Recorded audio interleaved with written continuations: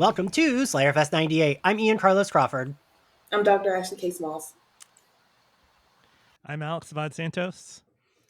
And I'm Brett White, and we are here to talk about X-Men 97, episodes 1 and 2, To Me, My X-Men, and Mutant Liberation Begins, which premiered on Disney Plus on March 20th. All right. So first thoughts. Brett, you go first. How did you feel?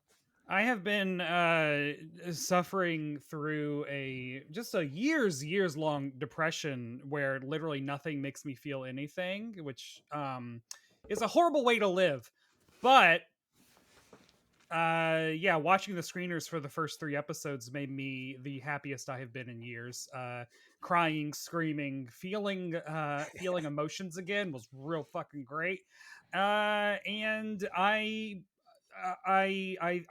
think that I think this might be my favorite X-Men stories in 30 years. Like, I love that. Real bleak, baby. Listen, Brett, I felt very good because you and I have both been like commiserating about bleak shit the past year, and I felt like really good when you texted me to be like, "You're gonna love this."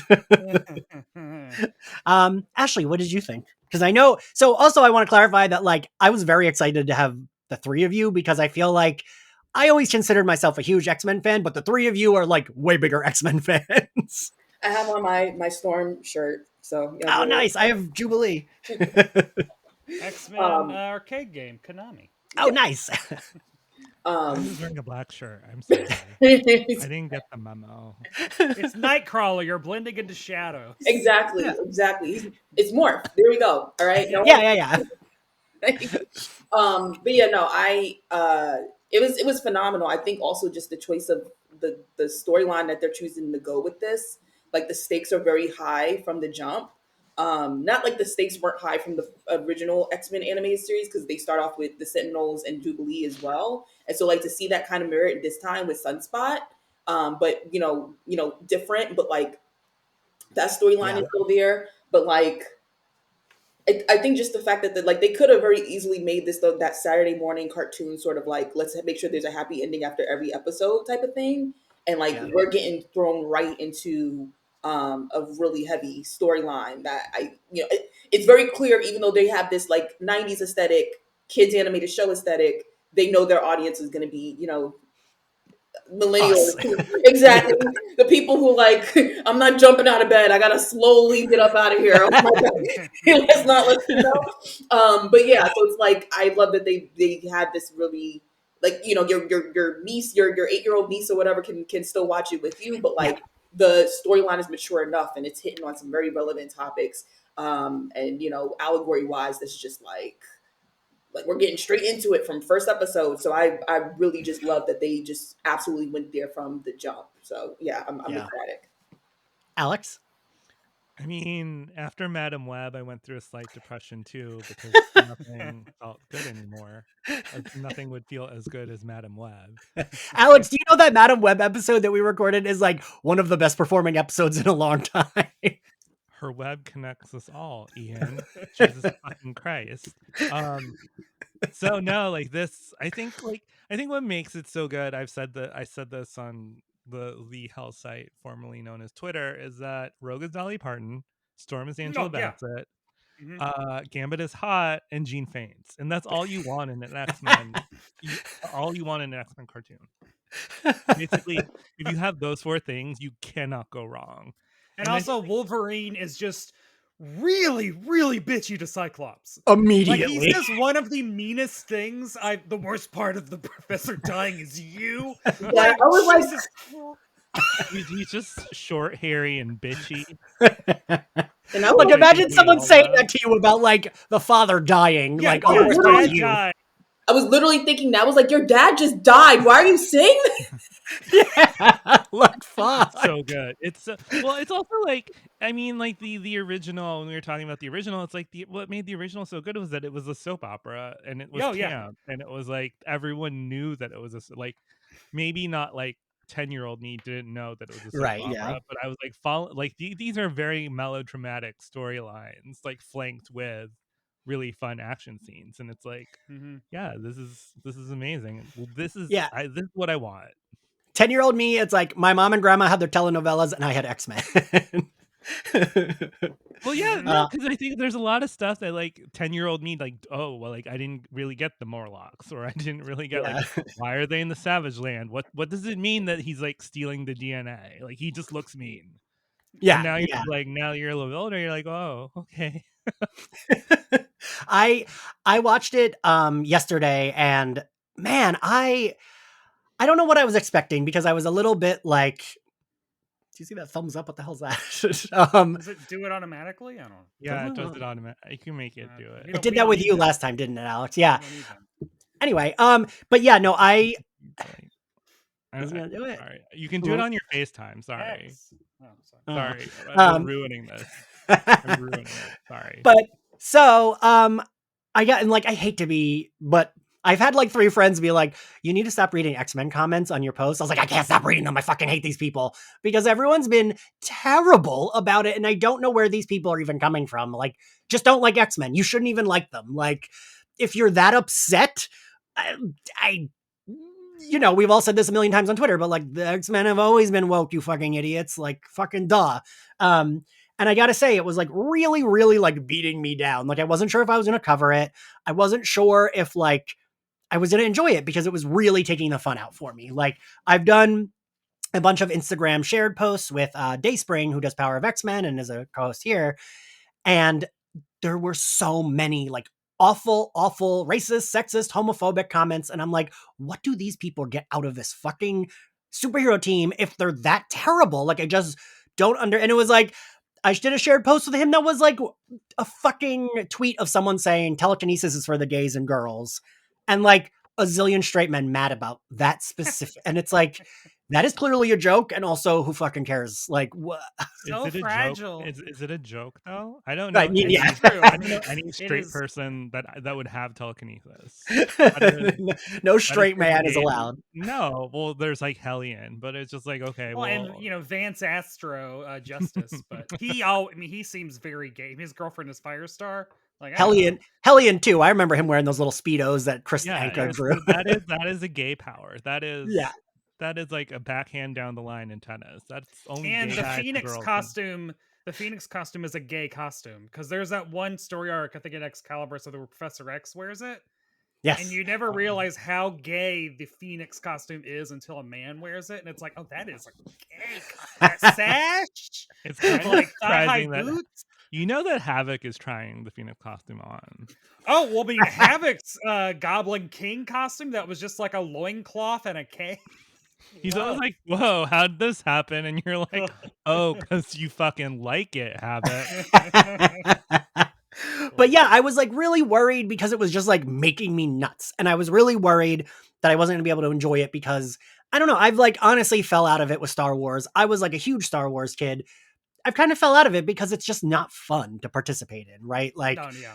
you say the word Star Wars and like 85 people come to call you a faggot because you posted about it. Like, it's not fun for me. So I've like Ahsoka, I watched the first 3 episodes and I was like, this is cute. I'll probably watch it. And then I never went back to it just because it's like, it's like killing me. So I didn't want that to happen with this. And I was very worried it would. Then I fucking watched it and I was just like having a great time. Like, I was like, wow, like 9-year-old me and like 41-year-old me is like still enjoying new episodes of the same thing. And I didn't know that I could still have that excitement about this.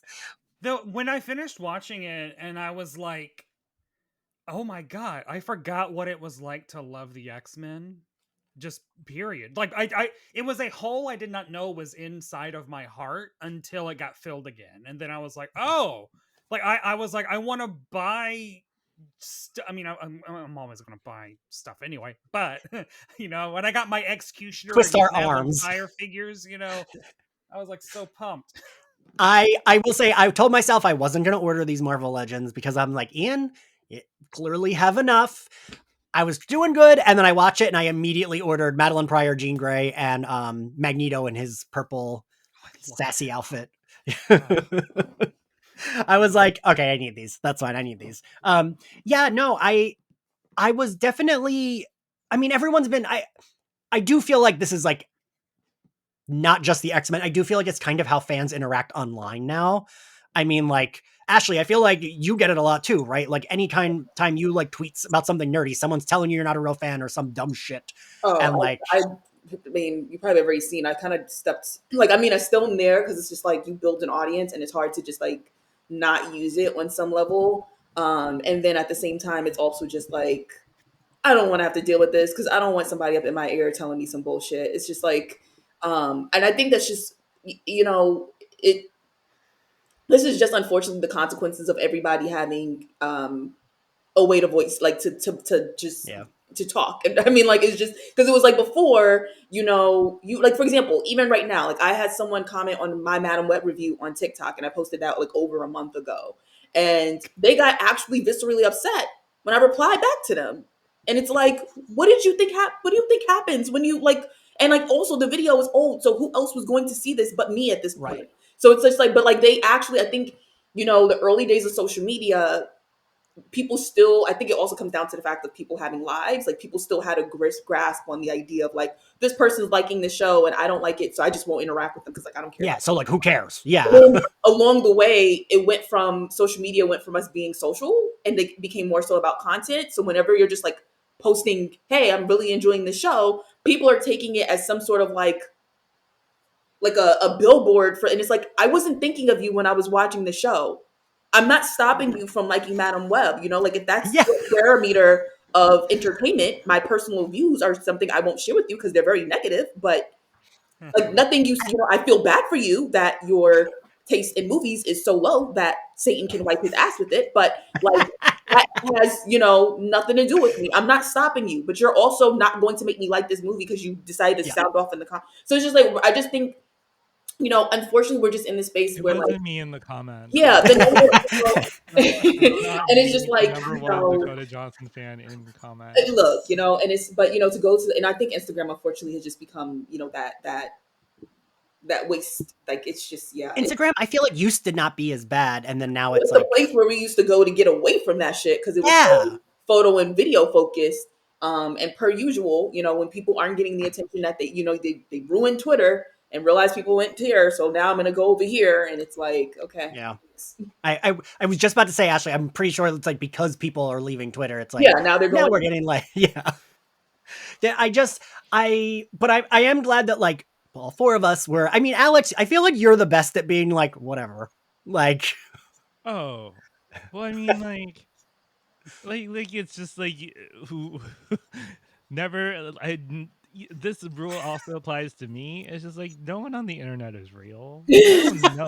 You can't take anyone seriously on the internet. Why would you take someone seriously on the internet? and I wish I could have that. I really do. Like it's just like okay, block and go, block and go. Okay, like just keep going, keep it moving. But I am glad that like we were still able to like, even though the fans have like the certain type of fans have been fucking terrible. I really am glad that like one that was able to like all four of us can be like, no, but it is fucking good. Like I'm really like, I would have been really bummed if I was like, well, these people are annoying, but also I don't like it. You know what I mean? Like that would have been a fucking bummer. Mhm. But the thing that I felt the strongest about was that this sometimes, you know how like, I mean, Madam Web, we did that. We discussed this, how like Madam Web felt like a silly early 2000s movie that like didn't want to be a superhero movie, but was and like, this felt like it was written fully with love of the animated series and the comics and like people who wanted it to be what it is, right? Like, I mean, Alex, you even said like the soap opera-ness of it. It has that, right? Like these stories are going fast, Mhm. but that feels like the way the comics work, right? Well, like what I think what I wrote in my review, which you can read at Read decider.com. all of Brett's X-Men Please, pieces. They're great. God. Was that my initial response after watching the screeners was like, oh, this is a show that is built on nostalgia. Nostalgia is baked in the title. That is also like, fuck your nostalgia. Yeah. Like we're like we love the X-Men so fucking much. Like none of them are precious. Like it's like they understood that the point of the original series was like sticking to the comic books, telling edgier stories, but not changing out the cast because animation you can't really blah blah blah. But like this is like, oh no, that Jean Grey from the first 2 episodes, all of a sudden who's this? Like like she's pregnant now. Professor X is still dead. Magneto, like it's fuck your nostalgia in the way of like we're moving forward. Like we're not doing the same thing again. We're the same tone, same universe, same passion, but we are boldly telling even more aggressive stories. Like it's but it's really like fuck your nostalgia in like a sweet, gentle way. Oh god, yeah. It's like we're like here because we fucking loved it. Like I honestly can't. I never in a million years did I think it was gonna go this fucking hard. I did not fucking expect to get a January 6th allegory in week 1 of X-Men 97. But then in retrospect, it's like, of fucking course. Yeah, like all of, when the people complain, which is almost never true, like, oh, it's just forced. Like this all like tracks and makes fucking perfect sense for the X-Men. And I like you said, Brett, I would have never thought we would have gotten that, but then it's like, oh yeah, this makes sense. Of course. Like this, I thought that was a really good way of it was a good way of bringing Executioner in, even though, as if you read Brett's piece, you will learn that they changed his backstory. I could not remember his backstory at all. I love Carl Dinty. In my brain, wait, can one of you can probably explain this, because Executioner's Song was like one of my first like crossovers that I read as a kid. Year prior. Nothing to do with each other. And like fucking reason. In my head, I thought, wasn't there like they thought it was Cable, that's why they were fighting X-Force, and then it was Strife? Yeah. But then who was Executioner then? He has nothing to do with any of that. Okay. Executioner is ex FBI agent whose partner was Fred Duncan, who was a Silver Age X-Men character who was Professor X's like FBI liaison. And then when he was killed, Carl Dinty inherited just a whole bunch of Xenox and Shi'ar and just like Sentinel weaponry and was like, cool, now I'm just gonna go find mutants who have broken the law and murder them. And he killed Tower from the Alliance of Evil, and then he went after Mastermind. And in one of the best X-Men annuals ever, Uncanny number 17. Is that with Jean Grey and Jubilee holding each other crying? No. Okay. No.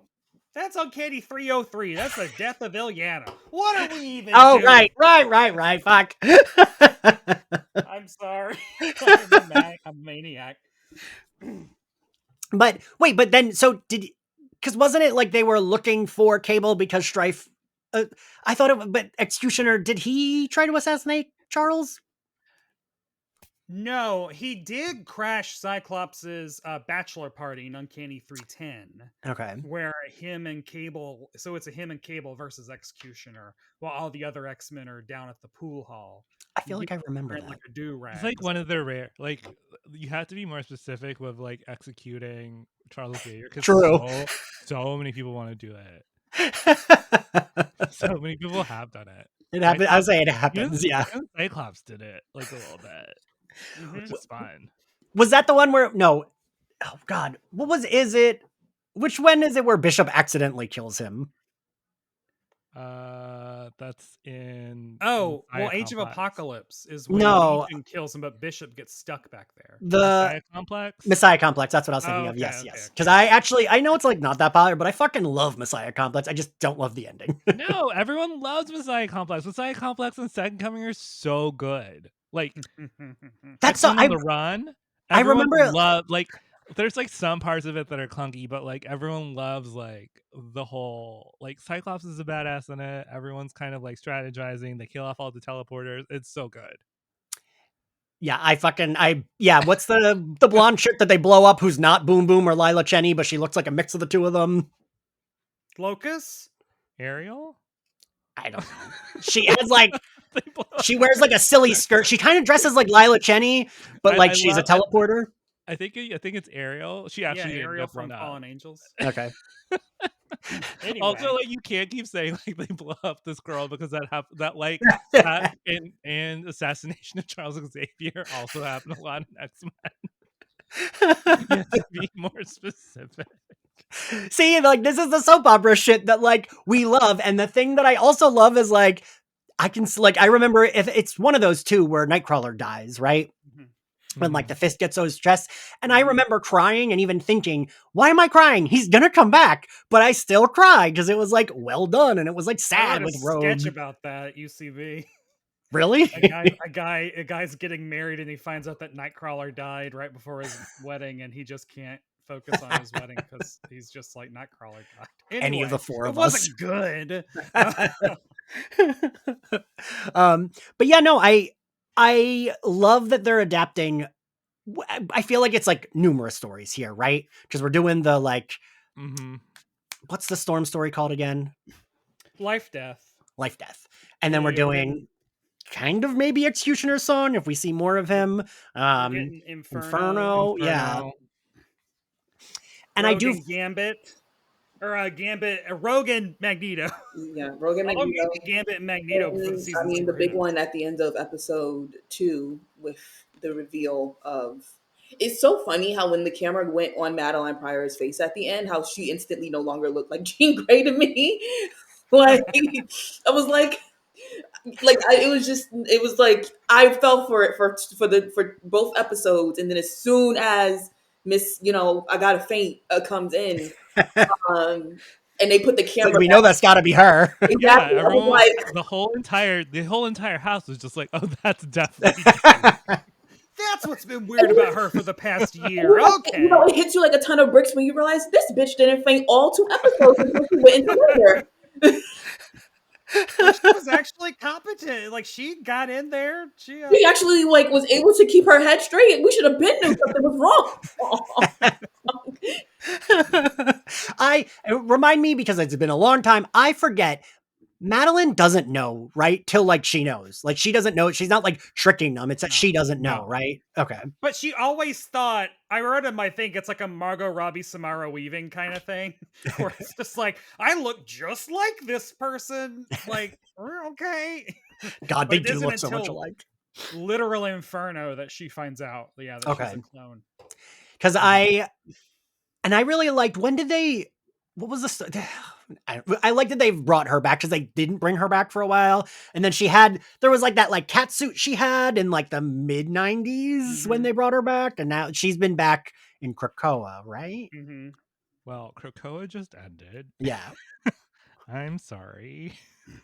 But God bless. But she's the queen of limbo, or was the queen of limbo. I'm not quite sure what's happening there. Fair. She got to be with all the demons. It's a safe space. Yeah, it's where she wants to be. Yeah, good for her. I guess we'll talk about the characters, right? Storm.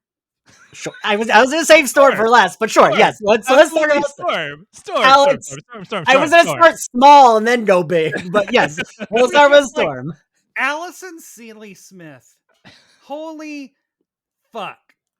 Like, the fact that it's almost like, so like, they gave Storm so much badass fucking shit to do. And then when you see what happens in episode 2, it's like, oh, well, that's why, because now we're going into Powerless Storm, which I fucking love. But just like, that fucking give him the forecast, and then the cut to her, lightning hitting sand, turning it to glass as she just walks in. Like, this, it's like we've been waiting 30 fucking years. Also, the Sentinels gagging and being like Omega level threat and being like, what the fuck is happening? But it's kind of like amazing too, because like I think this is the problem with like Storm in live action, is like you can never get the scale of Storm's powers right. Yeah. Like, it's like you have her fighting the guy with hair, right? In that one movie, and it's just like Storm needs to be doing all of this all the time, and it's just like it's hard to write her in a live action series where she's just not throwing a tornado on top of you. It's just also, even personality wise, like I love Halle Berry down, but they made her very much a side character. She the speeches that she goes into before she is about to just, all right, so I tried to talk to you guys, guess I'll just annihilate you instead. And it's like, we don't get that Storm in the closest we've ever God forgive me. The closest we've ever gotten was literally do you know what happens to a toad when it's struck by lightning? It really is. Yeah, which worked. But like I think my favorite Storm moment though in these 2 episodes might be at the UN when the protesters are You're storming gonna say in, my favorite.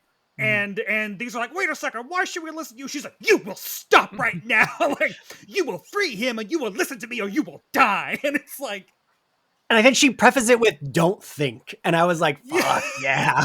like I love you so.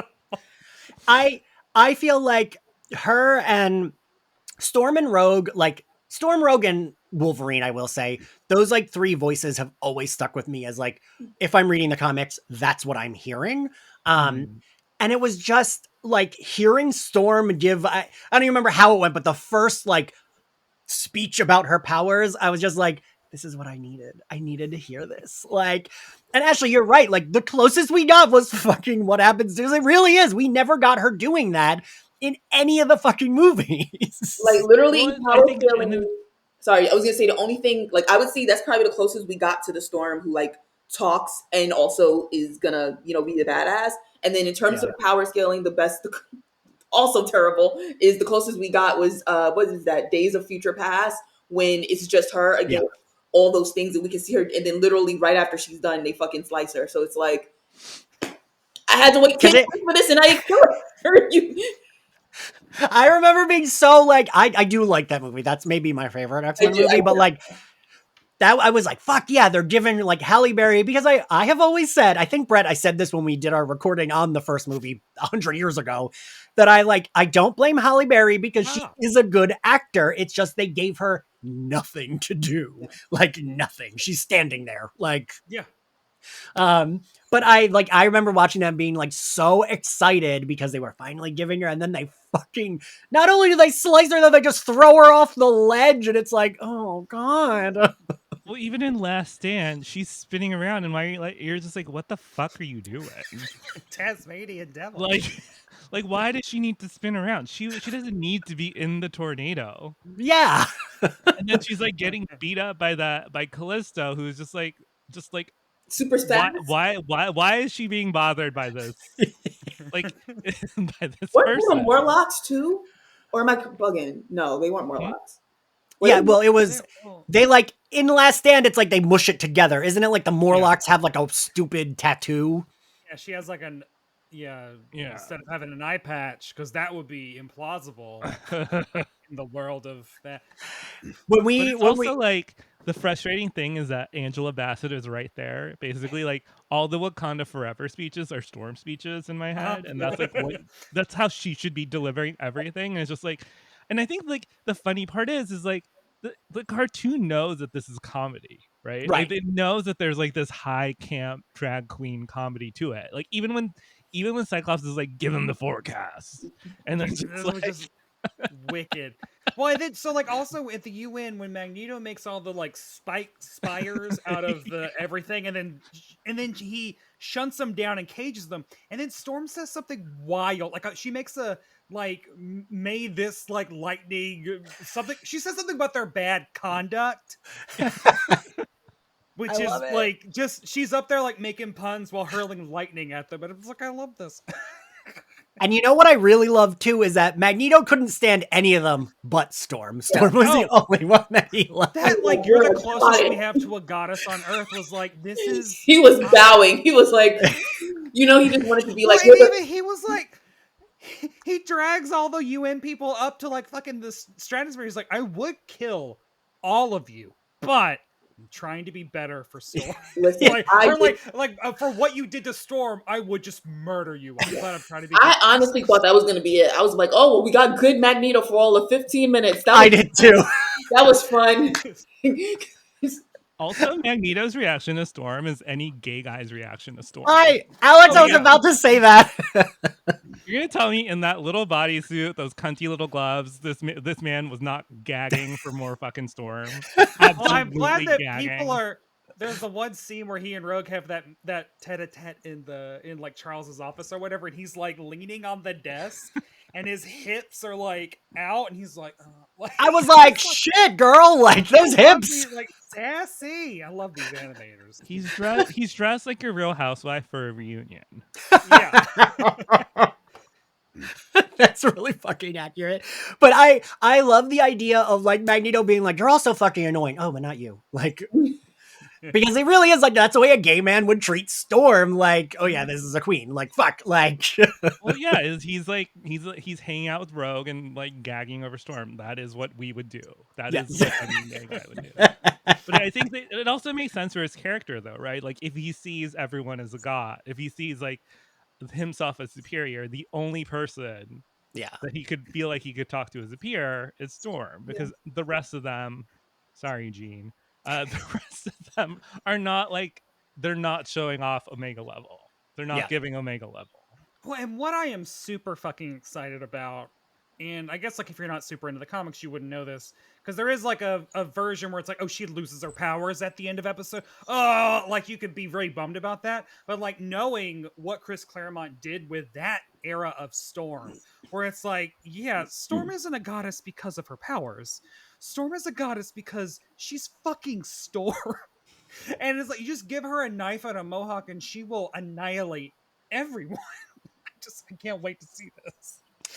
Because correct me if I'm wrong, but I know that we already got this in the cartoon, but in the comics, when she fights Callisto, that is when isn't that like during her like period of not having her powers or no? No, that is right before. She has her powers, but she does not intentionally use Okay. them. But it is also that fight that and her also like totally lesing out with Yukio in Japan. That is what leads her to turn into a leather mommy or whatever. So love it. She does fight Cyclops powerless, though. Yes, Okay, yes, that- yeah. Now this is what I was asking, because what I remember from comics was, I was going to ask Brett this because you probably would remember. Because I know she fights Cyclops and then she wins. I think she kind of wins by taking his visor off, and then he's like, Mhm. he just uses his powers and basically, harm and kill people. Now, do I have my storylines mixed up, or is that something that it looks like they're about to? Because like I remember the beginning of that was Madeline / Jean Yeah. wanting him to, leave the X-Men to be more of a family man, and him refusing to kind of give into that, and Yep. Storm being like, well, if I beat you, then I'll become a leader, and then you'd have to. So do I have that confused? No, that's all the same. It's like 200 is Trial of Magneto, and then 201 is Here we go. Nathan Summers' birth, Cyclops leaving the team, Storm beating him in combat. Like they're really just like, oh, these two issues, let's just do Yeah, it. just okay. All right, cool. Because at first I was like, Good. bitch, do I got storylines mixed up? Well, I love that you just said that they are the same issue because I didn't realize that, but I saw one of the complaints I saw was like, oh, they put too much. And I'm like, but this is the pacing of the comics. Like, Oh yeah. Oh yeah. Yeah, no, like, spoiler alert, like 3 is Inferno. And it's just like, you basically, it's hard for me to imagine Inferno wrapping up in 30 minutes. And you're just like, oh, it happened. Yeah. And it's actually very good, but Yeah. I am glad that they also, I feel like you were saying, Storm and Magneto makes sense as like that's who he likes because I felt like they kept both of their like presence and the drama that they both bring. Storm is doing it, but is like, I'm not going to bother with you. Magneto is like, I'm doing it. And like, I want to be a bitch. Like Magneto is like a like catty old queen. Well, I mean, And like, we want to segue into talking about Magneto's as a character. sure. Yes. Oh my God. He got, first of all, new voice actor. Amazing job. Yeah. The moment where my favorite Magneto moment of these 2 episodes might be when he has all of them. I have never feared for a cartoon character's life the way I feared for Executioner after he shot Storm. Like, and I love that they animated even with that mask on, you could tell like he was like, oh, uh-oh. Yeah. And just like the way he twisted him, rolled him in. And then I love that speech he gave, and his foot is like right in his fucking face. And he's like, I could smite you like an ant. It's like, yep. this is amazing. I don't think I've ever loved Magneto as much as I loved him in this. Like Magneto, it's like, yeah, he's the main whatever. I actually do tend to like him better as like a begrudging ally. I like him better that way. As a teen, I loved the Joseph storyline where it was like when Emo Magneto. because I kept thinking when him and Rogue were, I was like, is this going to be Joseph? But I don't think that's what they're doing. No. But like, I remember in the comics, that was such a big deal that Joseph brought whatever plot device and it was like a big metal thing that went over their heads and then they were able to kiss. So I was like, oh fuck, is that what we're doing? because I really I loved that. I was so bummed when Joseph died because I loved him and Rogue together when I was a teen. Now it's like, but like, and I remember I wanted a Joseph figure because I wanted to like have him and Rogue date. Um, Oh, and, mine used to be literally right there. I don't know where he is now. So. and like, I just, I thought this was a great way because it also makes sense. It makes sense that if Xavier is not leaving it to Storm or Cyclops or Jean, Magneto, like one of those four people would make sense for who Xavier would leave everything to. And I never even liked that costume. I've always thought it was stupid and I fucking loved it in this. He looked so hot and those shoulders and those arms. I was like, this old man can get it. Jesus Christ. Ashley, what do you think of Magneto in this? I mean, honestly, considering the storyline, this is where like, look, I was ready for him to kill people. Like, look, all right, like they got my girl Storm, and yes, I know I both know where the storyline is going, and also be like, all right, this was the moment. I feel like, okay, no, in reality, Charles still wouldn't put his stamp of approval even on this. But let's just lie and say that Right. he's not here. What is he gonna do? You know, like let's just go ahead. Because I mean, but going back to what you were saying about Executioner, like it's funny that even with the mask, we could feel that energy shift. Because when he walked in, he was a bad bitch, right? Like he wasn't scared of Yeah. cops. He wasn't scared of anyone. He was taking them out. And then as soon as his, granted his secret weapon was now out, he was out of his one shot, but also like he also knew like the stakes had completely fucking just changed. Yeah. Like what us out, and so it just shows this sort of that when it comes down to mutants, I think just the idea of Magneto, like that fear that he puts in them. I just like even with us not having seen him in whatever amount of years, like that shit has not. And don't get me wrong, Sir Ian is the fucking phenomenal job, and to be fair, Michael Fassbender as well. But like this is where and the power scaling in general between animation and live action. It's like we obviously have gotten more from Magneto than like Storm, but at the same time, it's like you really get to see. I feel like with Magneto, his powers are often portrayed in live action like his telekinesis a bit, but just of magnets. It's like, Yeah. okay. Whereas here you really get to understand, like, being able to turn the helicopters on and have, it's like that was, it was more than just moving them. It's like, it's like he just gave them a mind to do whatever, so it's like, I think they're doing a great job of still keeping that fear that comes with Magneto as an antagonist and trying to flirt with this line of, but he's a hero now. So it's like, but you can still feel that like whenever he goes into a place, it's like, I don't know, at any minute now you might say the wrong thing and he might change his mind. I was really rooting for him to change his mind. I was like, they had my girl down bad. She was on the floor. She was crying. I was like, oh no, like this is the time. Right. I wouldn't have been mad at him if he was like, you know what? I I'm would gonna have kill this cheered. thing. I would have cheered. It was Storm's very like career in shambles moment. Yes. Have my sister going out.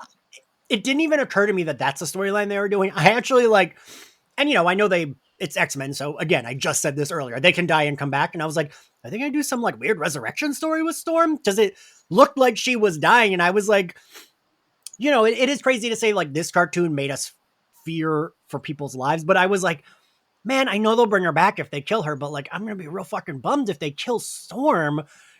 And I just kept reminding myself, well, she'll come back. She'll come back. And then it was like, oh no, she's not dead, but her powers are permanently taken away. It's like, I would have honestly, I would have called you, been like, Ian, I can't do this show. You can't.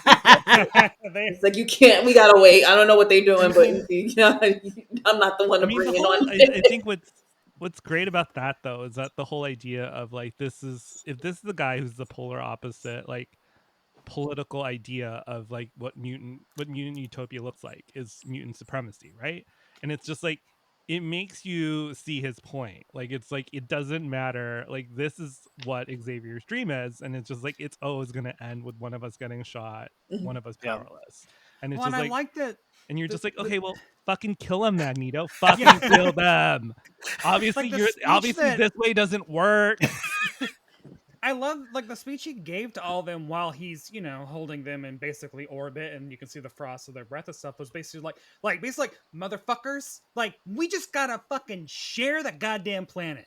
That is it. Like I don't what like I You love don't have that to 'cause like me. I don't give a that's shit. like Yeah. basically it's like just like accept that we're on the same fucking planet and we will move fucking on. I don't like you. I don't like I just uh I was surprised at how far they let that speech go. I was Yeah. like genuinely right because like Honestly, I mean all the whole scene from the January 6th basically representation to Magneto in the air, I was like, as soon as they were like, "Oh no, they're after the judges too because you gave a monster a trial," I was like, "Oh, it's Mike Pence." Oh my yep. god. Like It's it's like like, "Oh, well they're really not. They're going absolutely for it." And then having the newscaster at the end be like, "Quelled an insurrection." I could not Like, believe the specific words that I was like, I'm surprised Disney wasn't like, ah, you cannot use the word bigot, you cannot use the word no, insurrection. it was like bigot, I sycophant. was Like so shocked. I was like, oh, he's really, they are going for it. All right. Because, right, like, I mean, all four of us were Marvel fans, but like, the MCU does tend to like, if they want to, if they yeah. say it, it's like they'll dance around the word and And be not like, use how the many word. times have I come on this show to complain about Falcon and the Winter Soldier? I It's was gonna Yeah, say, exactly. I was gonna say, literally like, my I think go. X-Men 97 is the most political thing Marvel It is. Studios has ever done. It literally did a better job in that one scene that was what, not even 10 minutes of the second episode than the entire 6 episode arc of of Falcon and Winter Soldier. That was basically the entire series was supposed to technically be about this. That was what Yeah. the entire series was supposed to be about, and this show nailed it in 10 minutes than they did in 6 episodes. So there you go. yeah.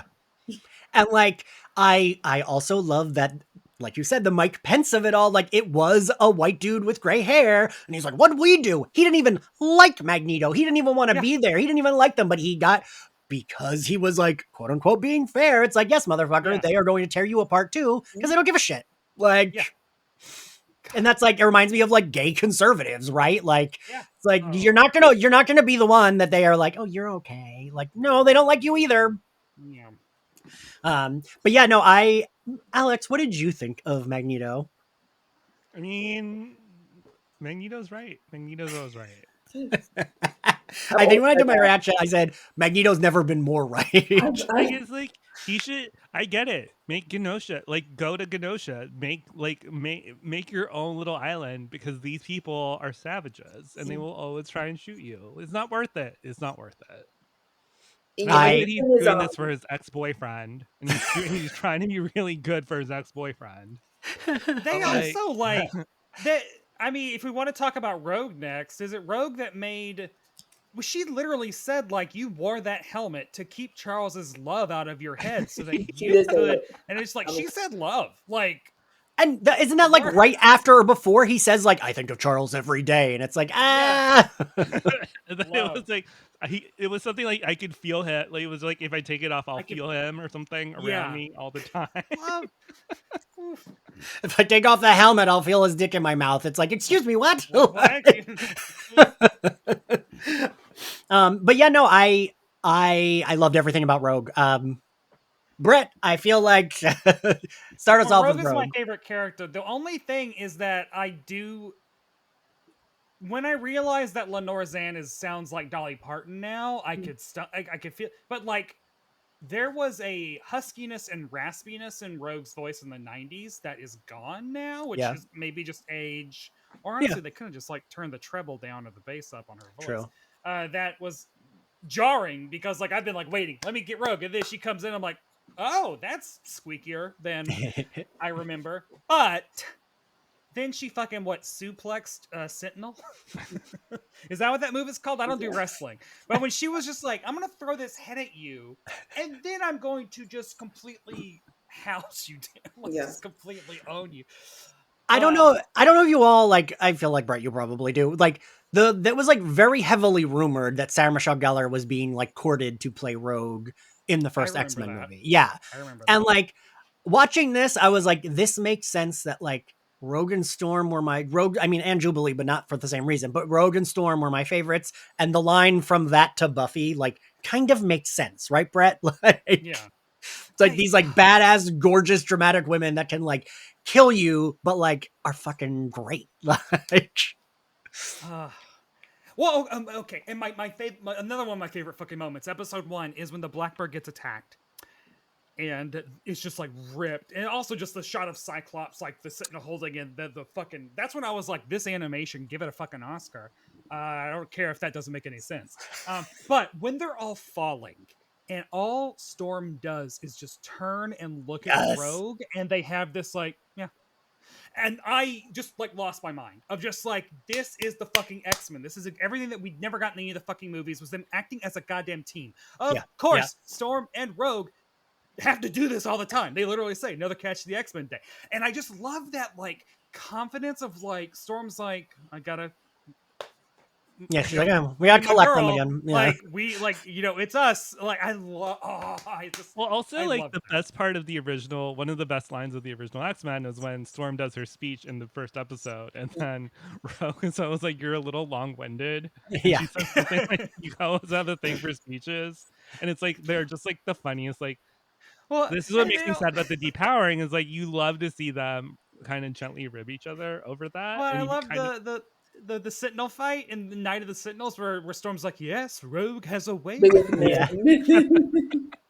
And what is it when they're like blown through the skylight and she's like, I think it's a robot, and she's like, yeah, I noticed. Ashley, what do you think of Rogue in this? I love how they both made her more confident, and yet we still because like the first first animated series where more so focused like on her relationship with Remy LeBeau is like, that entire experience in the first animated series was that will they, won't they, like forever, just because like she just was pushing him off because she just, can't touch people and stuff like that. And so now it's like more so finally more confident in this idea of being in a relationship thing. And it's like, of course, here comes, a messy queen to possibly ruin that. But just like, I love that sort of like evolving, because I feel like, with Storm, I mean, Magneto, it's not that we get in him that he's evolved. It's just like, all right, my friend had this philosophy. He's not here. Yeah.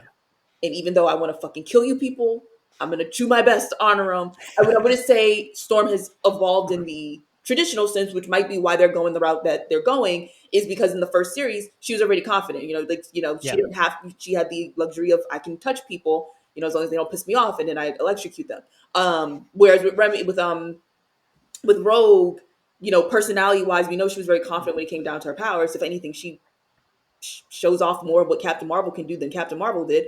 But, personality wise, she was very standoffish, I would say, probably to everyone but Storm. Yeah. And so now seeing her be more so part of the team was like the biggest, even like when it comes down to her, the whole, all right, we got to catch them and things like that. Like there was a time where like, I would say the only person she really worked as a team with was, ironically, was Storm in those episodes where we see them. And like, it's kind of ironic in the sense that I feel like now they were showing Storm and Jean as sisters. And I'm not saying that they weren't in the first, but it was definitely, I don't know if I'm envisioning it wrong. Maybe I am, because I have a bias because Storm and Rogue are my favorites as well. But like, it did feel like Storm and Rogue were like closer. And like this time they were trying to make Jean and Storm to be the closer. It's just like in the comics how Claremont always had to tell us, Storm and Jean are like sisters. And it's like, okay, well, where's that on the page? Yeah, because I'm like, I'm not getting nowhere. Okay, but anything, cool. I feel like a big part of that sisterhood between Rogue and Storm came from the fact that, Rogue's fear was I can kill people. I touch them, and next thing I know, they're convulsing out. And I feel like she had less of that fear around Storm, because not like her powers can't work on Storm, but like, it might take a little bit more, it's like, so I think that's why she was a little bit more relaxed around her. Jean faints at the drop of a hat. If you look at her the wrong way, she's so just speaking to what you were saying of like, who do Cyclops and Jean trust, or Madeline trust to deliver their fucking baby is Rogue of all people. And like that, her being like, what if I touch? And then them being like, we trust you. And it's like, also this interpretation of Rogue being like, I'm just going to take your entire medical school history and OBGYN surgery and just deliver this fucking baby.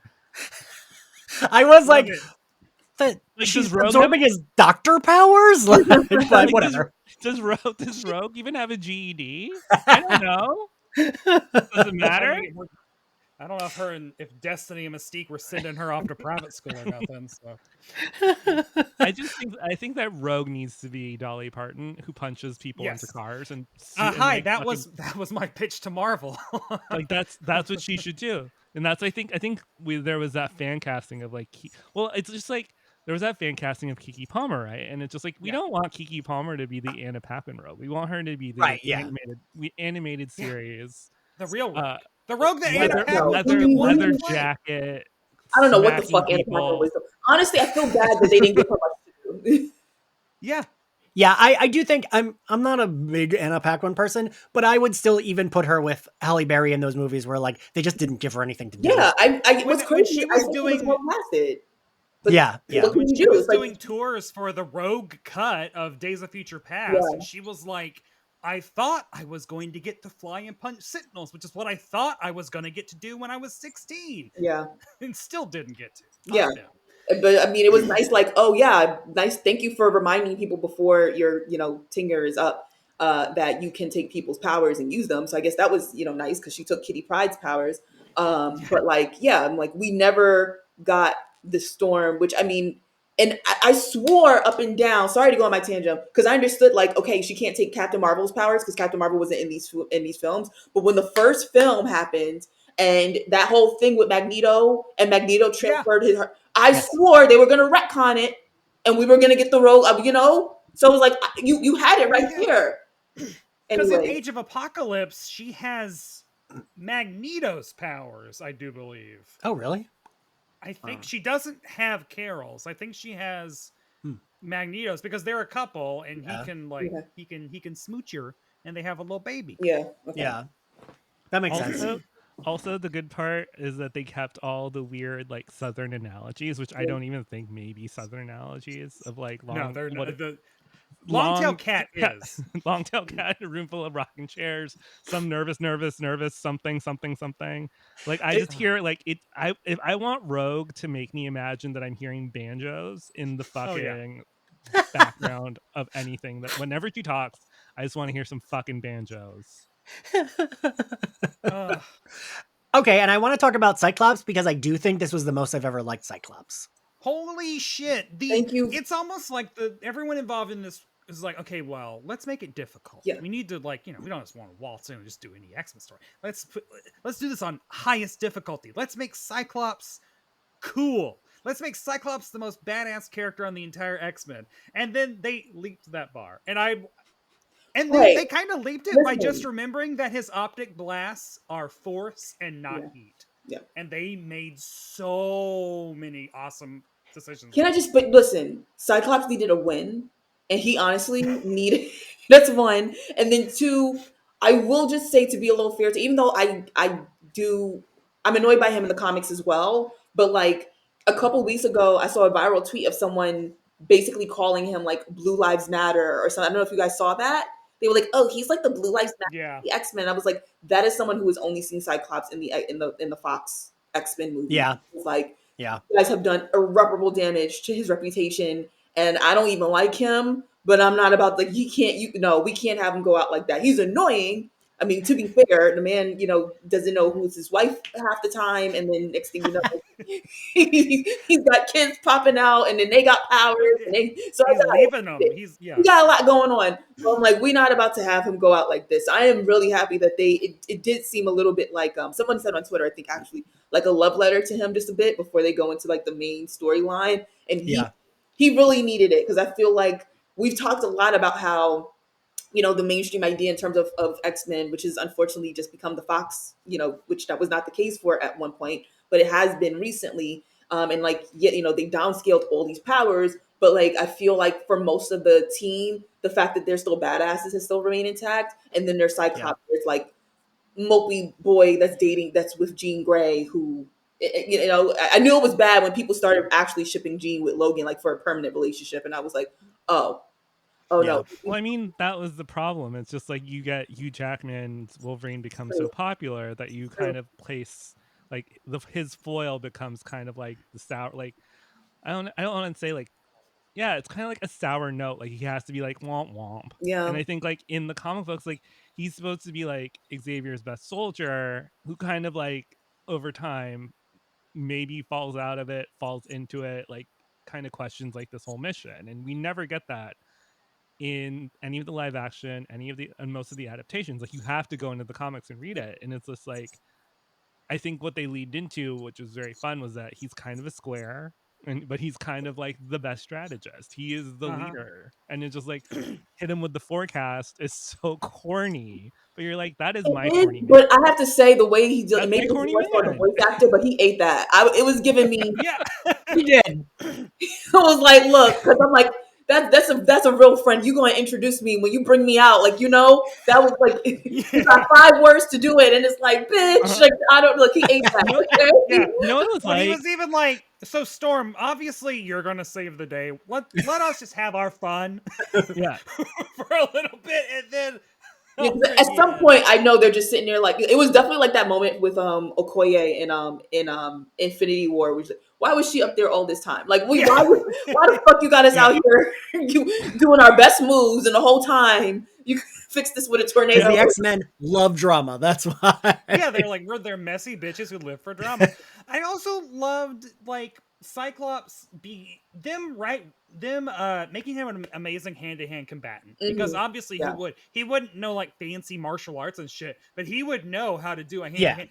And then also them just integrating the optic blast with it. Yeah. In that very first fight scene for the Friends of Humanity was just like almost using his eye beams as a third fist. Like, which I mean, hey, Gene is really happy about. No, sorry. Listen, I've already clarified, but they're all fucking hot. But the thing I also loved is like they did a lot of like good work with Cyclops, but also the X-Men were making fun of him. Like when Morph turns into Jean Grey, fucking pregnant Jean, Madeline or whatever, like in the club, and she's like, I'm pregnant and I'm married to the most boring man in the world. Like I just was like, I love that they kind of think they think of him the way a lot of people think of, like you said, Ashley, Cyclops, who haven't like read the comics or watched the animated series.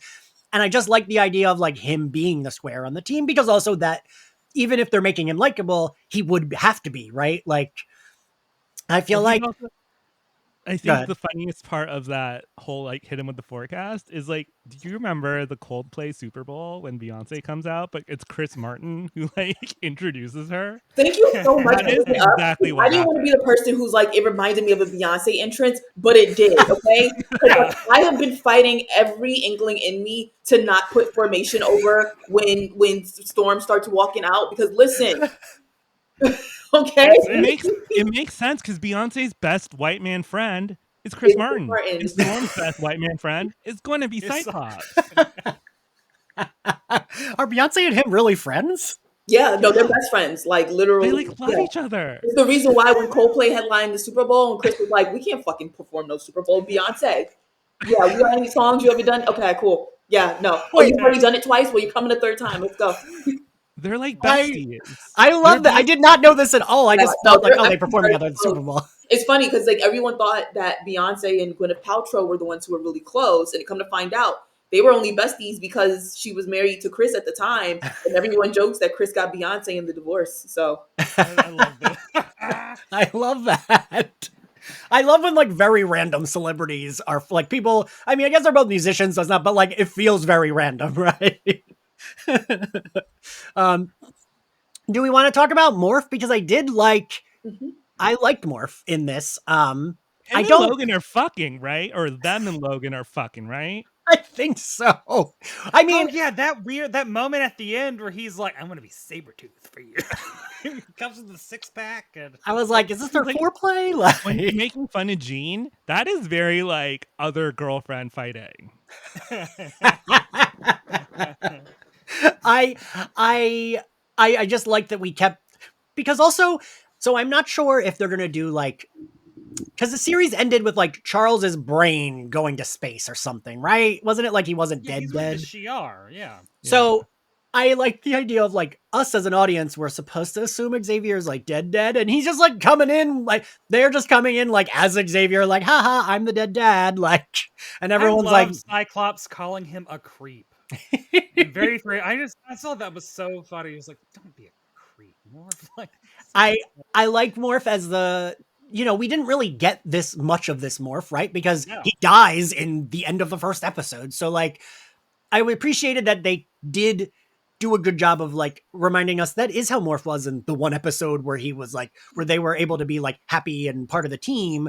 That's how they were. And so like, I was glad we went back to that and we didn't go to like, I'm not a huge fan of the like, I'm evil, I'm not evil. Like, Yeah, that's mostly what they did with them for the rest of the Yeah. original They series. gave him Yeah. a power boost too. Yeah, that's what I was Um, about to bring Oh, up. Is like I was like, first of all, when Lady Deathstrike showed up at January 6th, I was like, what a fucking wild sentence I just said. Jesus Christ.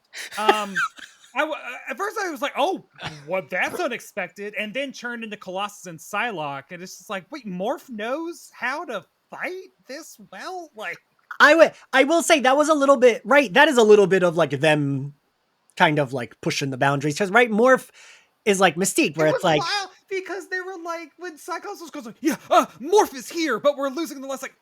Like you were saying, like, well, Morph is here. It's like, and Morph is that's Psylocke in the Morph. background with the fucking swords. Like, that shouldn't matter at all. Morph is the comic relief. Why is he like, well, okay, Morph is here? Like, I mean, he was given. Like the fight that we got to see, it was like 10 seconds, but he went into like what 3 characters at a time and using their powers. kicking ass. It was really wait, was he so in much. when the airplane explodes? That's him being Angel, right? Yes, Yeah. yes, Yeah. That's And you're just like, okay.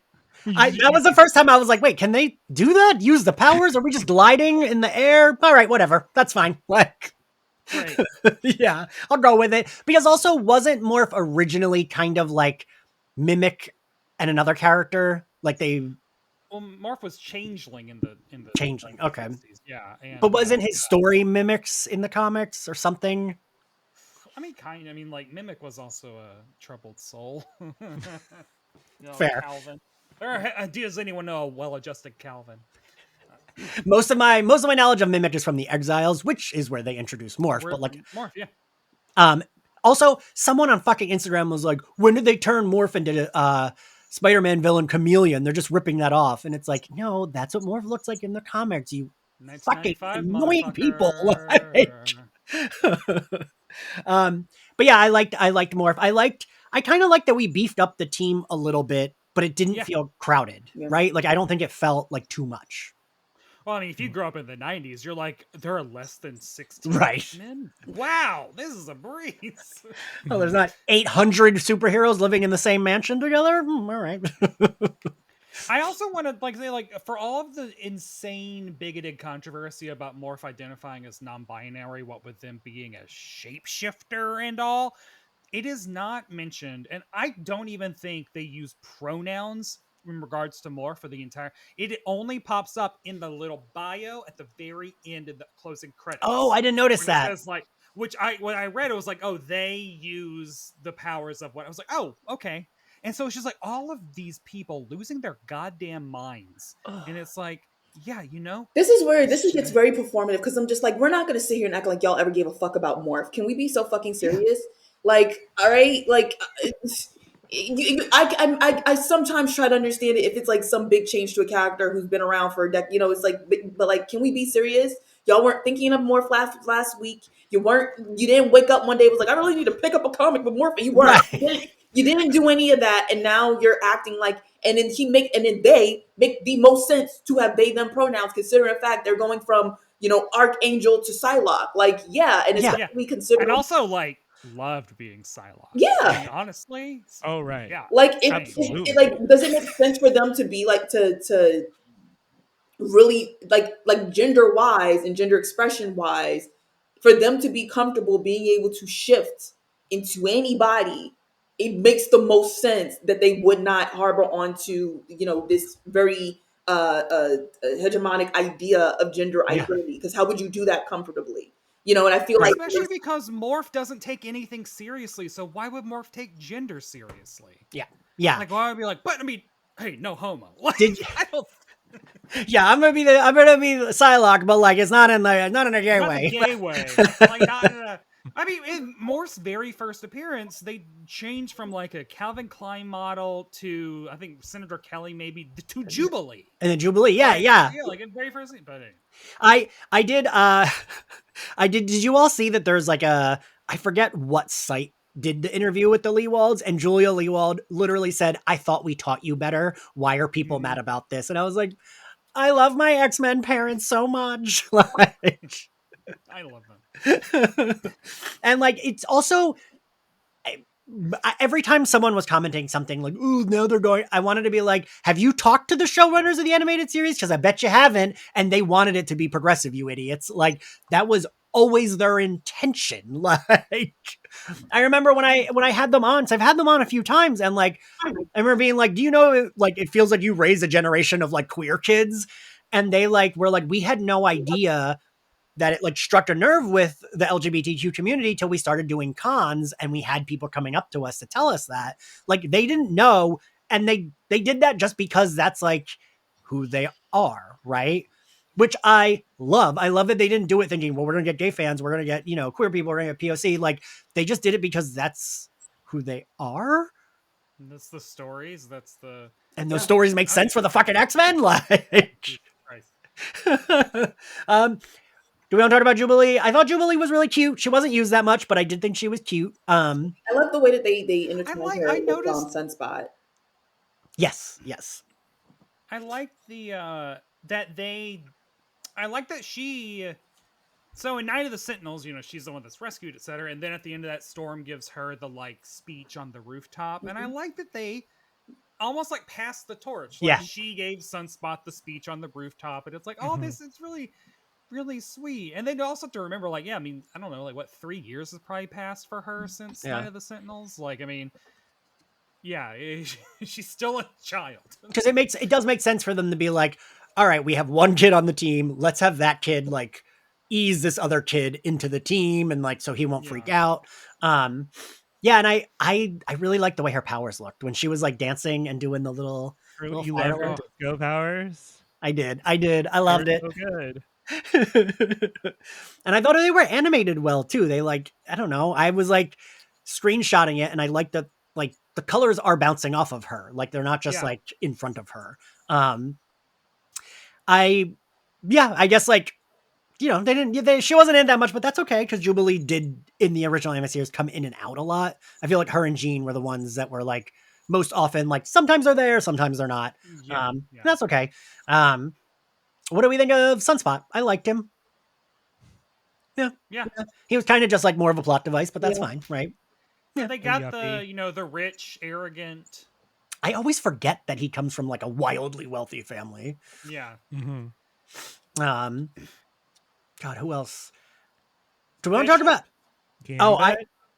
I want to talk about Gambit and his crop top. Yeah, that's the only thing that matters. Gambit was my like first big like. Gambit was my first animated crush ever. Like, Gambit was. I've always had a crush on Gambit. I've always loved him. It says a lot about my taste in men. And them making him this like himbo slut who's just like showing off his midriff, being like, I know I look fucking cute. Yeah, I'm gonna wear this. I was like, I am so hot for Gambit. Jesus Christ. Also so slutty, but just for one woman. Yeah. Like, he really loves Rogue. Yeah. He does. The one scene of them at the club where they close up on the people touching, and then he's there to like, and it's like, oh, I love them. I feel like they're the only straight couple I like care about. Like, I'm just like, yes, I want them. Like, I don't want her, and I like the idea of her Magneto, but I'm like, but I want her with Gambit. Like, I don't like the idea of her Magneto at all.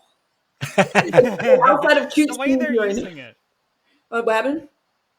No, I just like the way like the montage at the end of episode 2 where they show Gambit like standing outside of that room, and he sees Rogue come out, and you can see like, does he drop the card or whatever? It's just like, oh no, he dropped a Queen of Hearts, people. Oh shit! I didn't even realize that. No, it's just like it's God, they know these characters so well. Well, honestly, watching these 2 episodes, I was like, I do not give a shit about the MCU X-Men. I don't fucking need it. Just give me 20 seasons of this. Like, this is giving me everything I want. Well, give me Gambit hopping on Wolverine's back and charging his claws. What the fuck? The hot pink claws. I think I did know, but like that's the main thing, because the Avengers It's not even just simply, oh, they fight as a team. They jump people, and that's what we need to be bringing back. You understand? I don't like the Avengers style of fighting. Everybody goes their ways to like you take that team. No, no. Yes, we need Gambit charging up Wolverine's claws, and then you got and jumping on Morph who yeah, comes and okay. blah, Like, no, we got to go back to jumping people. That's what brings you together as a family. Like, literally the best scene in the Guardians of the Galaxy fight is the end when they finally get to the High Evolutionary, and like that scene where literally everybody gets their hits in. It's just this sense of yeah. you pissed us the fuck off this entire movie. You fucked with our friend. Everybody get their hit in right now. Rocket, you go. Then it's Drax. Then it's like it was just petty shit. Like you didn't even need to hit him that many times. It was just a matter of everybody get their fucking hits in. Because you gotta bring that shit back. That's when you know you fucking with a real team. That's how the Avengers weren't a real team. That wasn't a real family. They were co-workers. There's that amazing tweet that's just like the X-Men are a gang, and it's just like when you hear "to me, my X-Men," you should be like pretending you're dead. Yeah. Pretending The you're Friends dead of and that Humanity being like they're like roaches. When one shows up, here they all Yes. come, and it's just like Yeah.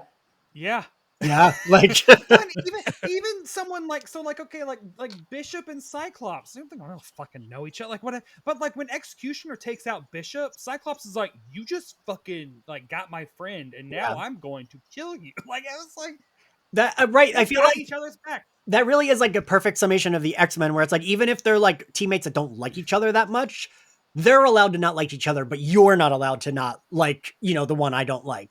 Like Wolverine and Cyclops fucking can't stand each other, but they would have each other's back. Yes. Yeah. 100%. Right? Like the definition of community. That's Yeah. that's really what it means right there. Like anybody else could fuck with us. We all on the same exact page, and as soon as we get rid of them, we can go back to hating each other. But anybody else come in, and that's exactly why. No, that's literally it was why. like you're gonna arrest Magneto. Who's gonna arrest Magneto? You're gonna go through all of us to arrest Magneto. I really was when he like picks up those helicopters. I was like, are they not doing anything? No, they're not. All right, sure. I just love the idea of just like the X-Men just like being like, okay, here we all are, and it's just like 35 of them by like season's end. Yeah.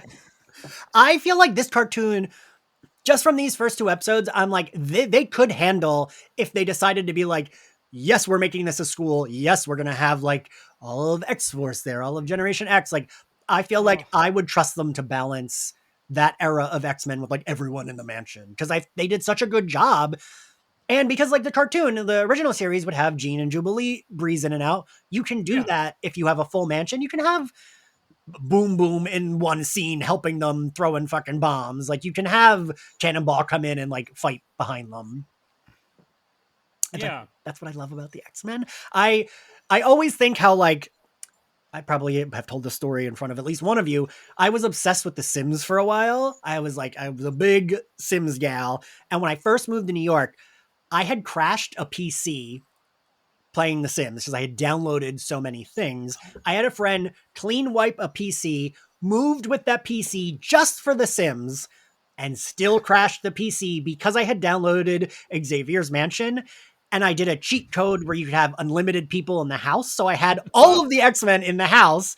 I had downloaded like Dazzler, Nightcrawler, Storm, like skins for everybody. And it was my character's birthday in the X-Mansion. And so when The Sims does that, they do like a little party, and sometimes they'll have them dance. And when there's a lot of them, they do they link arms and start kicking their legs like the Rockettes. And I always remember that it was my character's birthday. They all froze as a big blob, and Dazzler was in the middle, and it froze and it crashed and it never worked again. And that was the last time I played Sims because it crashed the whole fucking PC. And the last image I had was the X-Men as a blob in the Xavier's Mansion in front of a birthday cake. Oh, that's so heartwarming. So it can be done. We can have 1 million people in the mansion and it'd be fine. That's the one thing I will credit the movies. They did a good job of being like, yeah, this is a school. Yeah, there are other mutants here. We don't need to focus on them, but they are there. So you are talking about having the hots for Gambit, so I figure we should talk about Beast. who is well so first of all, being someone who reads the comic books, it was so fucking great seeing a beast that wasn't a goddamn sociopath, psychopath, murdering asshole. War He was just criminal sad face. God, yeah, just like my problems with Sad the last face. 4 years of X-Men comics are, it's a long list, but at the top is Beast, and number 2 is Moira skinning Banshee alive and wearing him like an outfit. That also too far. Anyway, no, but it was so great seeing a Beast who was like jolly and jovial and like good and also the fact that he was listening to with the Queen of the Night aria at the very first, which is one of my husband's like favorite pieces. So I like immediately like stopped it at random, was like, look what he's listening to. This is so just so great. Did you Oh, well, you have the screeners. Never mind. I was like, say, did you make your husband watch it with you on his birthday? But you got the screeners, so you had already watched them. Yeah, I immediately was like, I've already watched these once. You have to now watch them immediately. Like, Fair. this is. No, I didn't. No, I didn't. I signed a thing saying I wouldn't do that, so I did not do that. You waited until it came out, and then you made him watch them. Yeah, it was the 20th, his birthday. Yeah, that's what we did. Yeah. I did like this. I mean, I always have a soft spot for Beast because of the cartoon. Because I always remember, this is like a very, I'm going to be nitpicky, but the thing that made me not like him was it Grant Morrison's run where he came out, but he did it as like a joke. And then it was like, well, I just wanted the attention. And it's like, what the fuck? Early 2000s were a wild time. Isn't it like, wasn't he like dating a news reporter and then he came out and then she's Trish like, Kilby. Right. Yes. And then I think she's the one that confronts him and he's like, yeah, no, I'm not gay. And it's like, yeah, we just did it for jokes. Like, He wanted to make a point about something, right? It was like, yeah. So I love this Beast. Yeah. Beast's personality is like, that is, what I love.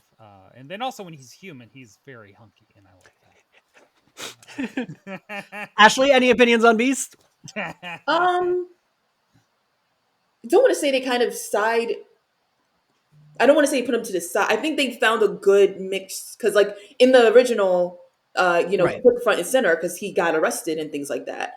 Yeah, immediately. Yeah, exactly. So it was like he was more so. Whereas here, I mean, they had a whole bunch of different storylines going on. So like, I don't blame them for it. But I think they did a good mix of showing what he's capable of, like even fighting style, and like he fights like a beast, but in having him apply his intellect in controlling the Sentinel and things like that. And then of course him being the go-to at the end of episode 2 to see if they can reverse what happened to Storm. So it's like because I feel like a lot of the mainstream media narratives either takes one or the other. Like it's either going to be he's a full-on they either go the gentle giant route of like, well, he's just a genius and people have to get past the fact that he looks a certain way, or they go and make him an animal basically. So it's like, it's always good when they, and to be fair, the anime series has always done a good job of the fact, like he is both. He is super, he could go the Wolverine route of, basically acting animalistic and like all times, like he has no manners, but he is a super genius. And so I always love that bending in, but I guess he didn't get as much of a storyline here, considering like we got shit going on with we got Rogue and Magneto, we got Remy, technically in the mix to that, and then we got Wolverine over here feeling sidestepped because there's a family brewing with who is at the moment Jean Grey, and I'm like, everybody got a storyline, so I guess like it's not that much of a shock that he would probably be the character where it's like, all right, we're gonna bring you in when we need you. Like him, Bishop, and Jubilee really were kind of like, Bishop got really sidetracked. Now that I think about it, we saw him in the beginning, and really outside of the fights, we didn't really. Yeah. Which I mean, like we still got plenty to go, so I'm not complaining about that. But it just shows how many storylines we have going on right now. Right. Well, and I know it's like not that much of a read. It's kind of the same thing, just with like the short hair. But I really liked Bishop's design in this. Mm-hmm. That was the only X-Men 97 figure I had, just because it like looked so cool. I liked how sleek his like uniform is, and I like that he's like, they make him like a bigger guy because he is a muscular guy. Bishop, we didn't get that much of. I am curious to see if they'll kind of like fill in retroactively, because like this is a continuation of the cartoon, and Bishop was not he was just like he would pop in random Yeah. episodes from the future or whatever. So I'm wondering if they'll like do a thing to like flashback to how he did end up like staying with the X-Men. I mean, I don't need it, but I wouldn't be mad at it.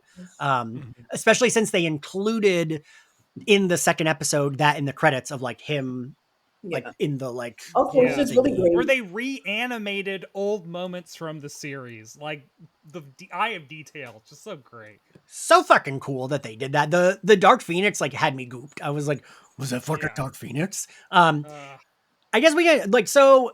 I'm like, are there any other characters? I don't really think there are that we need to talk about. But oh wait, Wolverine and Jean, but we've Wolverine talked and about them all Jean. throughout. Yeah, we have talked about them. The only thing I would really say is that I liked that we did get, like y'all mentioned, Storm and Jean's friendship, because I've always really liked.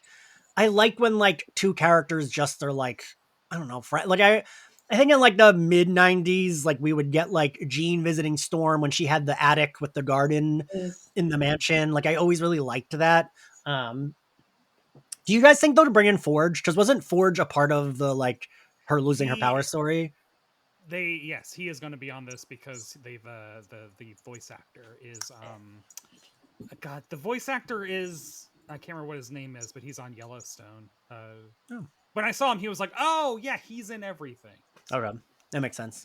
And I will say, the fact that Forge is not the one that made the gun that took away her powers clears up a lot of their relationship. Because that was something they had to get through of just like, oh yeah, I kind of built that. Ugh. I don't think I knew that shit. Yeah, no, like that's his debut is the government hires him to make the neutralizer gun for Rogue. And then Henry Peter Gyrick, like, shoots it, but Storm jumps in the way, and then he's like, hey, here I am in my short shorts. No, him swimming with a little Speedo on and his like Texas skyscraper. I always think of that picture of him with the cane where he like looks very like the fit. The Yeah. short shorts and the polo shirt. Oh, The robot leg. Do we want to talk about like I guess the like Easter egg shit? Because there was a lot of it. Brett, in your article you mentioned this, and this was a thing that like I kept noticing was they used their civilian outfits from the animated series. yeah. It's like they went through and like gave them all little mini capsule wardrobes because it's Yeah. like all of their street clothes from seasons 1 and like 3 and whatnot. Like Wolverine wore both his yellow plaid and shearling collar, and then he wore that bizarre, like peach colored tight t-shirt, but it is black. So it's like, is it velvet? Is it like? I don't know. Like When you he's said in wearing your an article orange velvet, crushed I was velvet. like, that makes sense. That makes sense if it's velvet. Yeah, it's like an orange crushed velvet t-shirt or something. And then Jean and Storm's wearing what she wore to Genosha, her pink, the pink jumpsuit kind of thing, and then Jean's wearing her outfit from Cold Vengeance. And then also the photo that Wolverine caresses, it's the photo that's on her Yup. dresser. I love Which I that. love that. Rogue has her pink mini dress. Yeah. I love that pink mini dress. Which promo you can buy a enamel pin of her in that pink dress in our Etsy shop. Oh, I have her. Oh well, here's the Storm one. Right You can also buy Storm. Yes, there's a couple X-Men pins over there. And this reminds me that later after this, I gotta send over the orders because I have a new set of pins coming out for X-Men. But yeah, no, I liked that. There was there was something else that I wanted to mention that what were my 50... I mean, a lot of like the cameos that Morph turns into are pretty fun. Yeah. Like when you're just like, what the fuck is Lady Deathstrike doing? What is Psylocke doing? What is Archangel doing? And you're just like, oh, are they coming in? Or are we gonna get like yeah, them. So like the original opening credits, when the villains are running at the X-Men, it's Magneto, Juggernaut, Pyro, Sabretooth, Avalanche, Green Guy? Warpath or Thunderbird, and little tiny pink guy who is the Gargoyle, a Hulk villain. And so I like that they inserted Emma Frost and Lady Deathstrike instead of two characters who are actual villains. I thought that was fucking cool. I'm looking through my list now. Oh, and then little things like the Stark Industries logo is on a skyscraper in Manhattan. Right. The like MCU Stark Industries. One, I totally missed that until I read your article. Two, I just remembered the thing I wanted to say that was not in your article, and I was proud that I was like, oh, wait, I think I know this. Because your background just reminded me, when Magneto comes in the danger room, it is the X-Men arcade Magneto. Like, it's that cutaway scene when he comes in like the fucking, and they even have the shadow on his eyes the exact way it is in the X-Men arcade game. And I was like, fuck. Yeah, it's like, this is made by people who just like totally love this shit. Yeah. Yeah. They really got people who like this. This wasn't some let's hire some random animators type of. This was let's get some people who clearly have some kind of passion, which I'm very grateful for. Let's keep that going. Let's keep that trend going with everything that we're doing. Little Yes. I also Would love that energy. In Night of the Sentinels, when we first see the president, who's a woman, she's on a stairmaster, and in this one, when we see Val Cooper, their government liaison, she's like on a treadmill. And I was like, I love that in this universe, like just women be taking calls while they're working out. You know what that makes me think of? Goldie Hawn. Goldie Hawn in the First Wives told me she's doing like, I do all my best thinking on the treadmill. Love that. And I also love Val Cooper in the comics, and I really hope they establish that she's just like a stone cold bitch. I really hope they get to that. I loved her in X Factor when they like made her a full time like just can tell off a mutant. Just has no qualms about yelling at Havoc. I just love that. Did you guys? The Val Cooper voice is the original Jean Grey voice actor. She sounded like Angelica Houston. I thought it was Catherine Hahn for most of it. Oh, I can see that. Yeah, I can see that. Yeah. All right. Does anyone else have any like little tidbits they want to add in? I want to see Dazzler. I want to see Emma Frost. I want to see all my girlies girl.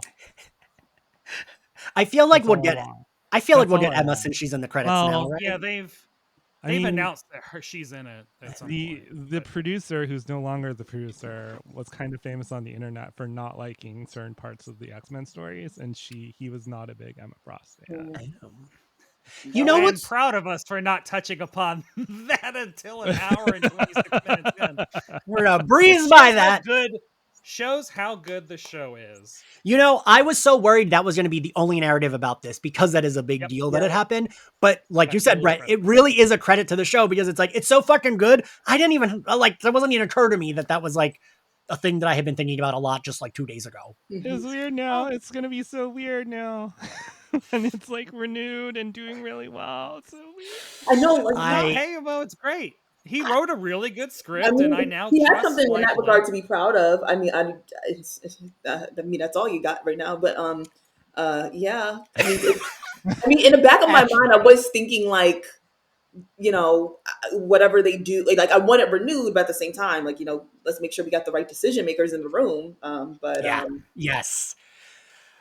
The only gossip that's come out or whatever is that he was just really hard to work with.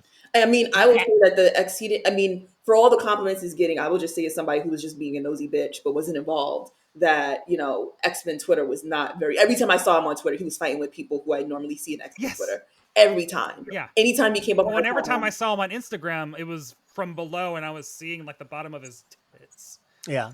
I had to unfollow him because I was like, I don't need this many gym selfies from the head writer. Well, it's just kind of like, it just doesn't seem like a healthy thing to do to constantly be fighting with a fandom. And I think that maybe circles back to like what we were talking about earlier of like the people on the internet. It's just like people on the internet, good or bad. There's just people on the internet. Yeah, you just never take anyone seriously. So I will say that's the only reason why when I would see him fighting, I'd be like, I kind of get it. Because sometimes when it's like a thing that you're doing that you love and people come at you, it can be very, I had someone in my mentions yesterday say something very stupid to me to try to teach me about the X-Men and about the allegory of racism. And I definitely responded stupidly. And I was like, you fucking think that I didn't know that that's the allegory? And then I was like, why did I do that? And I deleted it immediately. Like I tweeted it. And then I was like, delete that, Ian. Why did you do that? But like, it's sometimes hard not to like get hot when people say But you're stupid also shit. not cashing a Disney Right. paycheck. Yes. I'm also. I don't make a. I don't have a I've paycheck always from said if I this. ever made it like that, where I don't need, it's like I can't delete my social accounts because my career still to some extent, like, thankfully I'm in a different field now, so it's not Yeah. Yeah. completely relying on it, but I can't just like let it go. But if I ever got to a place where it's like, yo, you really, really don't need to have a social media presence anymore, I would just have Instagram comments turned off, post my photos and go and like, because like, That would and be this so is a good nice. example of that because we're in this space Or for like, that's what the burner accounts get yeah, some fake Twitter. Like he should have come up with a fake Twitter to argue with all these people. true, I. Isn't that like? Aren't there celebrities that we've learned like do that? yeah. Yeah. I feel like what was it? Millie Bobby Brown. Is that her fucking right? Did I say it right? Yeah, I think I so. always feel like I say it wrong. There's that TikTok. I don't, this is very, there's that TikTok of that woman doing like a very fake accent where she like pops her head up and she says like Millie Bobby Brown and like a maybe French accent. I don't know. That's what I always think of. So I'm like, am I saying it wrong? Anyway, she just said that she like leaves reviews on Yelp under a fake name. Anyway, but so yeah, I get that's always that's I try to see when it's like someone getting hot about yes, but that's my I don't know the person. I don't know what happened. I know I would never get over it. I know that I would absolutely never get over this being like I wrote the fucking thing that's doing well and you fucking fired me no matter what. I could have been a fucking nightmare human being, serial killer and I still would just be forever angry. Especially I feel like considering, like, not to be also like messy again, but just because like MCU has been, not. I mean, we literally talked about this. I think when we did our like year in review last year of just like it's been a lot of misses, and and like I mean, you do the hit. yeah, and it's like, don't get me wrong. I know people are being dramatic. Oh, MCU is back, baby, and it's like all right. Like Guardians of the Galaxy Volume 3 was fucking phenomenal, and it almost made Right. $1 billion. Let's not act like it's been 12 years since they've done something good. But like, there's definitely been some misses that have put a sour taste in our mouths, and like this Yeah. really was like a hey, maybe you need to pay a little bit more attention to animation because clearly you got something going on right over there. And so it can definitely be like a sting of this company that literally is taking a bit of a mini break from the projects that they were doing before because they realized, oh shit, this is not going the way we thought it was. And you do the project that finally gets people. And it's, yeah, like, I mean, I don't know, maybe if it continues, I depending on what happened, because regardless I of what mean, his I personality just may be, I will say, look, he did a phenomenal job. That's Yes. all I Yeah. can say as a fan is, whatever went behind the scenes, the showrunner did a great job running the fucking show. That's all I got. yeah. Maybe we could say that maybe more X-Men animated things. I feel like every X-Men animated thing has been good to very Yeah. good. So maybe like get that Castlevania team, get You know, them on the I phone. would faint. Don't even play with me. Like, okay? 'Cause I'm late to it, but I just got into Castlevania and the fucking animation. Bitch, please, you never shut me up. Oh my God, no. I will Get say that like team on the phone. Let's go. Let's go. Let's give us give us 18 more X-Men animated I shows. want an Excalibur cartoon. give An me New X-Force cartoon. Mutants. Like I feel like New Mutants would do Everything. really well because I do think you're right, Alex. Almost there isn't a bad X-Men. Like X-Men, I love the animated series the most, Yeah. but X-Men Evolution is pretty good. They did the like full school with like New Mutants really well. I loved Wolverine and the X-Men. That should have lasted longer. I mean, we may I have our love rankings, but they were all good. Like, yeah. we may have one that we feel was better, but I would never say like this one should never be revisited. Yeah. I have to say they knocked that out. Pride of the X-Men. Amazing. It is amazing. It I should have wore been a that series. tape out when I had that tape. I Yeah, got it from God. Sunco's video. Aha. All right, I guess we will close this out by just your favorite moment from these favorite moment or moments from these episodes. Ashley, do you want to go first? Yes, because I feel like the moment I'm going to pick is going to be everyone's, and I want to get it out the way. But obviously, it's Storm's formation moment of just and I got to give Cyclops his props for the line. I'm like, yeah, it was cheesy, but bitch, listen, Yeah. delivering everything. Yeah, you ate that. Yeah, you introduced my girl the way she's supposed to be introduced, and she took it. Literally, all she was missing was the formation. Like, have you guys ever seen the TikToks with oh my gosh, the very famous person in in ballroom culture, and he does the introductions for Beyonce. I'll send it to you. It's okay. Anybody who follows me, you know what I'm talking about. But like, he does this, I came to slay, bitch, and that's literally all she was missing was like, okay, and then just a And real it would have fit, right? yes, okay. Then just a real look into how her powers works, and not just swinging tornadoes, but like the creativity behind how she usually uses her powers, which I don't think is often has been illustrated, obviously outside of comics. Just everything tends across the board, in the Omega level threat, I like literally I don't even know how I would even begin to critique it. I'm just geeking out over the thought of it. I'm sorry, they ate that. Mastermind has a problem. Alex, what was your favorite or favorite Absolutely scenes? the storm scene. Absolutely the storm scene. Hit him with the forecast. Bad Brett? bitches what is it? Bad bitches to the left. Yes. To the right. See, all right, listen, if y'all see me make an edit with like the tornado going to the left and then to the right, listen, okay? Because like I'm getting ideas. So if you see it, everybody just retweet, because I ain't got shit going on this weekend. At some point, it might come from me. Brett, what was your favorite or favorites?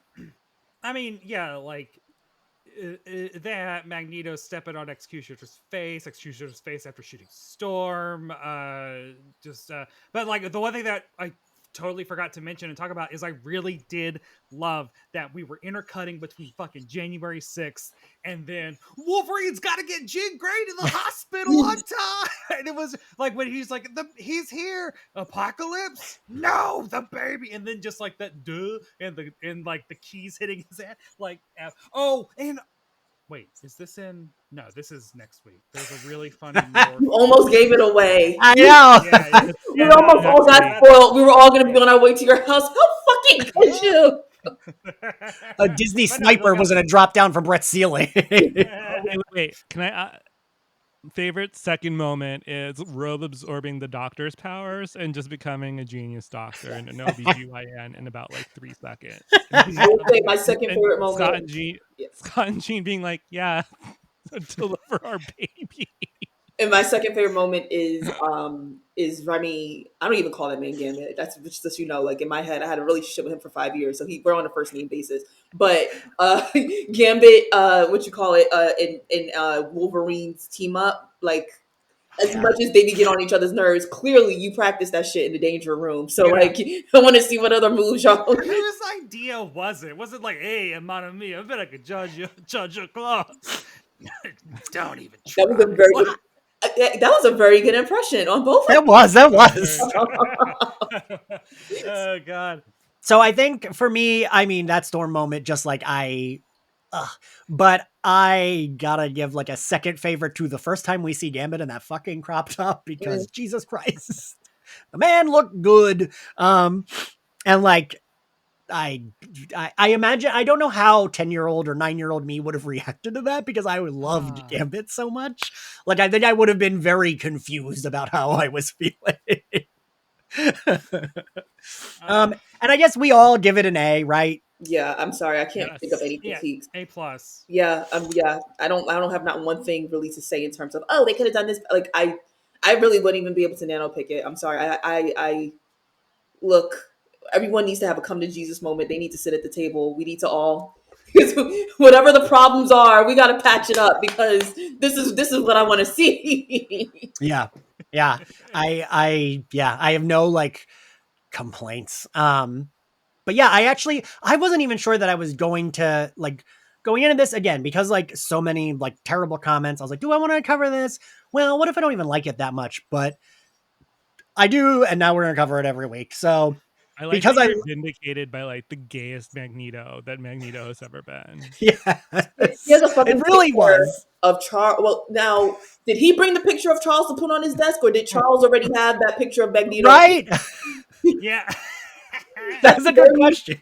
That's literally giving like my mom when she used to have all my photos stacked up on her office desk to remind her why she goes to a job she hates every fucking day. So it's like, well, you need to see the person you love the most who keeps you going. I'm like, now Who, You know Right? that who had a reviews the whole conversation with situation? Storm and was like, "Do you like the gloves? Do you like the gloves? I'm thinking black gloves, white. Do you like the The gloves?" M is white. Should the gloves be white? Go up to here, right? Yeah. Well, the Right gloves or are no? up here. What is I fucking crazy is that's a Bill Sienkiewicz design. Because I was like, where did this costume come from? And it came from a random issue of New Mutants, and then it only lasted for like 6 months, and then they immediately moved to something less gay. And I love this costume. It has a giant M on it. and man, they all got like, yeah, Magneto and Gambit looks great. I can't wait to cover this every week. We'll probably do a little bit more like scenes since it's gonna be just one episode that'll be a half hour. And yeah, I'm gonna bully these three fools to come on a lot with me to talk Yeah. about it. Because I said this before recording, but a lot of people said that we were like the Marvel Dream Team for this podcast, and that made me very happy to hear. Because I agree. And thank you all for listening. Thank you all for joining me. And if you like Slayerfest 98, you can find us on social media at SlayerFestX98 on all platforms. You can find the podcast on YouTube. If you're watching this, we're going to do video most of it, so it'll be on YouTube. Apple Podcasts, Spotify, and anywhere else you get your podcast. You can support us on Patreon, where we are covering Buffy Season 3 and Batman the Animated Series, and eventually X-Men the Animated Series. And if you want to follow me, I'm at Ian X Carlos. Brett, where can everyone find you when you're writing? You can follow me on Instagram and Twitter at Brett White. You can read all of my X-Men 97 coverage at Decider, and if you like it, please share it and click on it so that I will be able to actually continue covering it, because it is very, very contingent on traffic. And then also I am trying to do X-Men content as Barb Hardley, my drag alter ego. I did a tour of my little retro X-Men display on YouTube that you can watch. And you did a Marvel Legends video. Yeah, I've done Marvel Legends videos. I did a trailer reaction as Barb. Then I was gonna do more, and then it's like, well, it takes me 3 hours to get into this, Yeah. so I'm not like, Understandably. that's not happening. Ashley, where can everyone find you? Ashley K. Smalls, still unfortunately on Twitter, so you can find me there. I am on IG, even though I don't know when the last time I posted was. More active on TikTok if you actually want me to see you, but if you are angry at me, please tweet me instead, because I don't check that at all. And Alex, where can everyone find you when you're writing? madamweb.com is where you can find me. My name's Alex. One guy named Alex on Instagram. I'm on Twitter. I'm at Vox. You can find me. Woo! All right, everyone. We will see you next time. Bye. Bye.